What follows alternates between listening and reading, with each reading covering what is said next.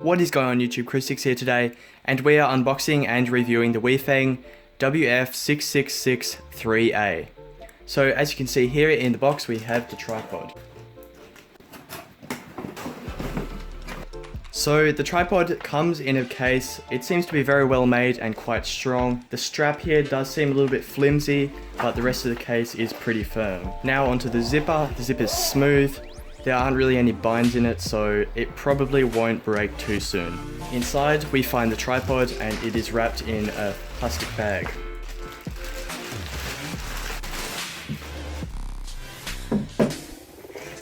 So inside the bag we find an instruction manual. Most of it is not printed in English, so that might be a little bit difficult to use. Now onto the tripod itself. Now it does have a foam wrap around part of the legs here so that you can carry it around and it's a bit more comfortable to use. On the top plate here, which you mount the camera to, it is cork, so it will hold some cameras very nicely. It also has a level here so that you can take level shots. So first we're going to look at the head mount of the tripod. It turns quite easily, but there is still a little bit of force. It feels like it has a very greasy bearing in there, so it's quite stiff and it's hard to move it very fast. But it does feel high quality and it doesn't have any jerks or shuddery parts in it when you're turning it slowly. We can also tilt the camera mount up and down, which is also quite smooth as well. This is locked by the wing nut here, which you can tighten up. So once we tighten up all the bolts and wing nuts on this tripod, we can see that it is actually quite tight and there aren't any loose or shaky parts on this tripod, as you'll be pleased to know.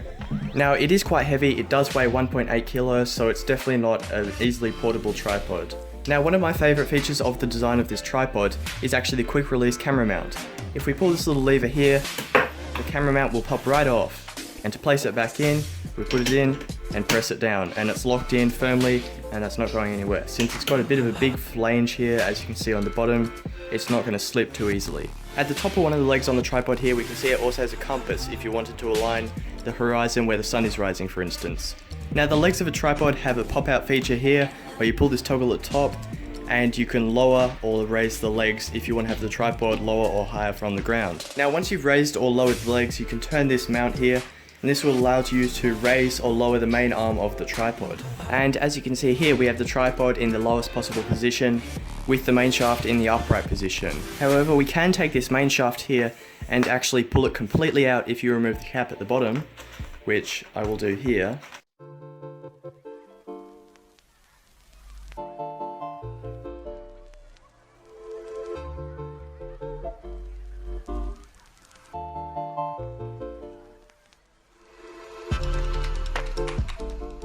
Cool feature on the side here, it also does have a bag hook, but this is spring loaded. So when not in use, it will pop back in and it won't get caught on anything as you're carrying or transporting the tripod. And here we have the tripod with the main shaft inverted.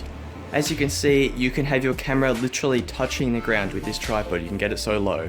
Now onto the base of the tripod. As you can see here, we have these quick release clips and you can pull the leg out like that and lock it again. Very easy and quick to use. Now the real questions arise. You want to know how high this thing can go. So here we have the tripod at full extension.